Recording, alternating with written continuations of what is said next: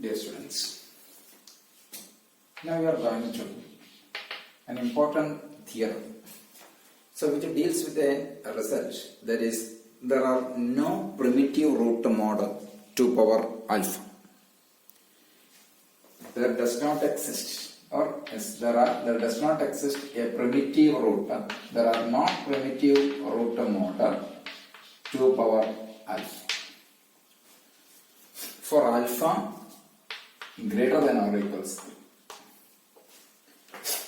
So that is, let x be an odd integer. The theorem states that let x be an odd integer, alpha greater than or equals 3, then there is no primitive root mod 2 power alpha means x to the power 5 of 2 power 5, x to the power 5 of 2 power alpha by 2 is congruent to 1 mod 2 power alpha. Means x to the power 5 of 2 power alpha, which is incongruent 1 mod 2 power alpha. That is, x to the power 5 of 2 power alpha by 2 is congruent to 1 mod 2 power alpha. Means there are no primitive root mod 2 power alpha. So this is the theorem.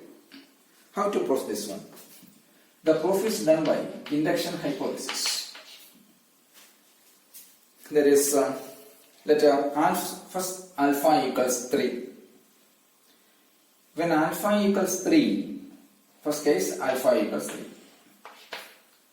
So consider this congruence relation. X to the power of 5 of 2 power alpha by 2. What is 5 of 2 power alpha 2 cube? Means 5 of 8. What is 5 of 8? 5 of 8 is 4. 1, 3, 5 and 7 are the positive integers less than 8 and relatively prime to 8. 5 is nothing but Euler-Torsion function. So we know that 5 of 8 equals 4.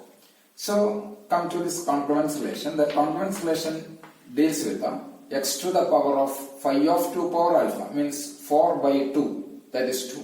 So x square congruence to 1 mod 2 cube means 1 mod 8. X square congruence to 1 mod 8. So let x be odd. Here the 5 of 8, these numbers are 1, 3, 5 and 7. So let x be odd. Why? It is given x is an odd integer.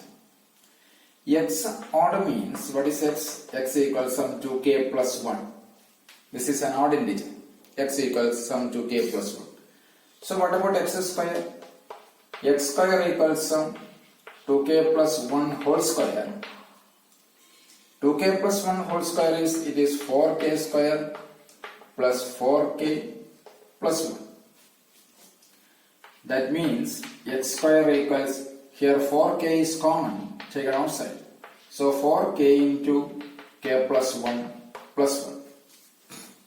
Okay.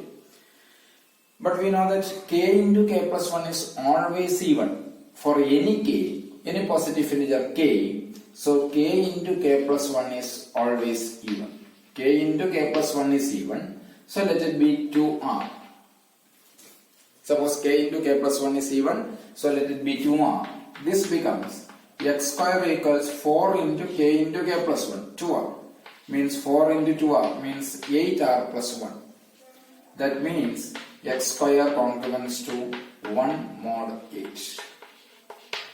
X square congruence to 1 mod 8. So it means the result is true for alpha equals 3. Agreed?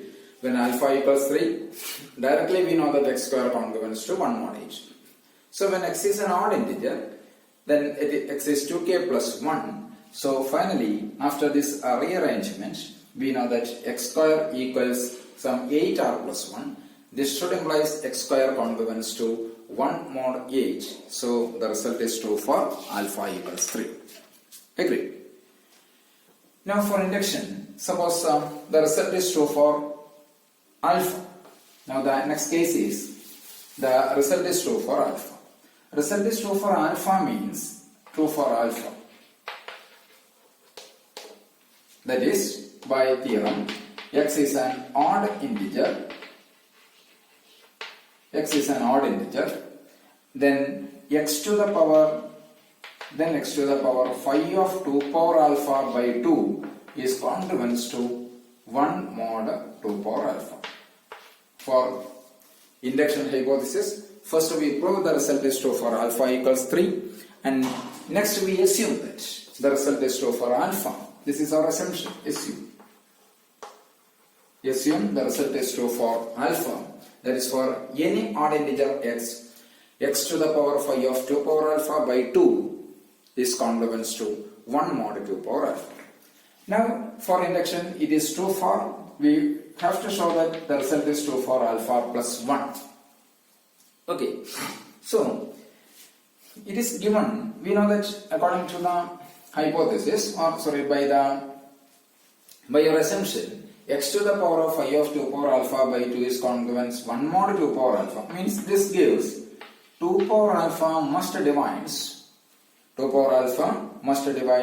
x to the power phi of 2 power alpha by 2 minus 1 from here. Agreed? Okay. That means x to the power of phi of 2 power alpha by 2 equals, by 2 minus 1 is a multiple of 2 power alpha. So it is 1 plus some t into 2 power alpha. Agreed? On squaring, what do you get? On squaring both sides, so these two cancelling each other, what remains? It is x to the power of phi of 2 power alpha equals, if you square this one, you have that is 1 plus, it is 2 into this one, means 2t into 2 power alpha, means t into 2 power alpha plus 1 plus t square into 2 power 2 alpha. If you are squaring this 1 plus t into 2 power alpha, then the right side becomes 1 plus t into 2 into t into 2 power alpha. That is t into 2 power alpha plus 1 plus t square into 2 power alpha whole square is nothing but 2 power alpha. 2 to the power 2 alpha. So this is equals 1 plus, put a 2 power alpha plus 1 as common. Then what remains here? It is t plus 2 power alpha minus 1. If you t square into 2 power alpha minus 1. If you take 2 power alpha plus 1 as common, then here 2 power 2 alpha, 2 to the power 2 alpha, but what remains there? If 2 power alpha plus 1 goes outside, the remaining quantity is 2 power alpha minus 1. Okay, right. So that means from here we can say that x to the power phi of 2 power alpha is congruent to, this is a multiple of this one, 1 mod 2 power alpha plus 1.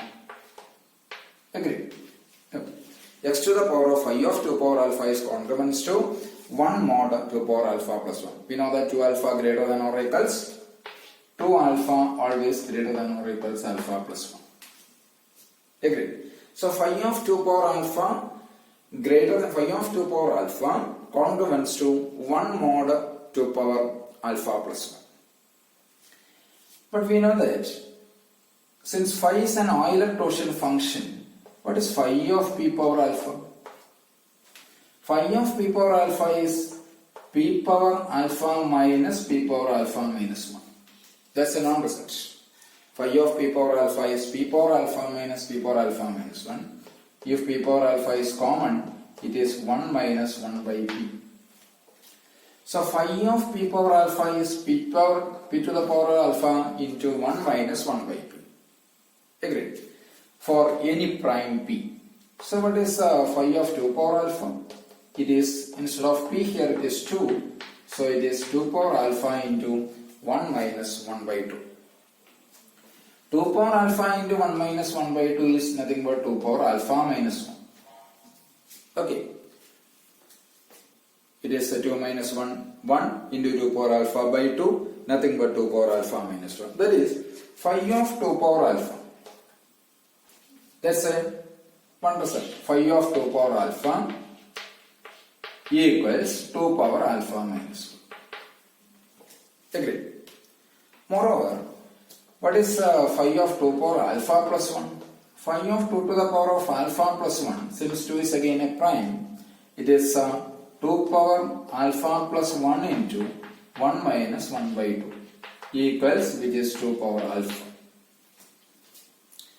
So, phi of 2 power alpha plus 1 is 2 power alpha, means phi of 2 power alpha by 2, phi of 2 power alpha plus 1 by 2 equals 2 to the power alpha minus 1.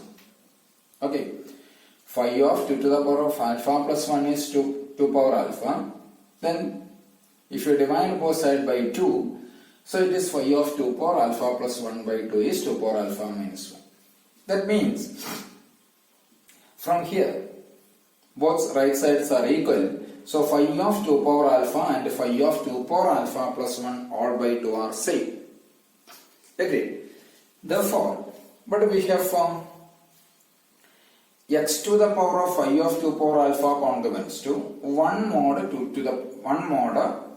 2 power alpha plus 1. Agreed. But what is phi of 2 power alpha?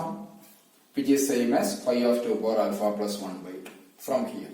So you can replace here this phi of 2 power alpha by this quantity, because both of its right sides are same. So from there the left sides are equal. Phi of 2 power alpha is nothing but this one. So it is x to the power phi of 2 power alpha plus 1 by 2 congruence to 1 mod 2 to the power alpha plus 1, means the result is true for alpha plus 1. Hence, by induction hypothesis, the result is true for every alpha greater than or equals 3. So this is the proof. So that's a well-known result. That is, there exists no primitive root mod 2 power alpha. Prove that there is no primitive root mod 2 power alpha. So this is our proof. The proof is followed by induction hypothesis on alpha. When alpha equals 3, that's immediate. Now we suppose the result is true for alpha.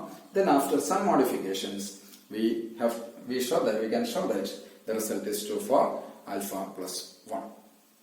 Okay, thank you.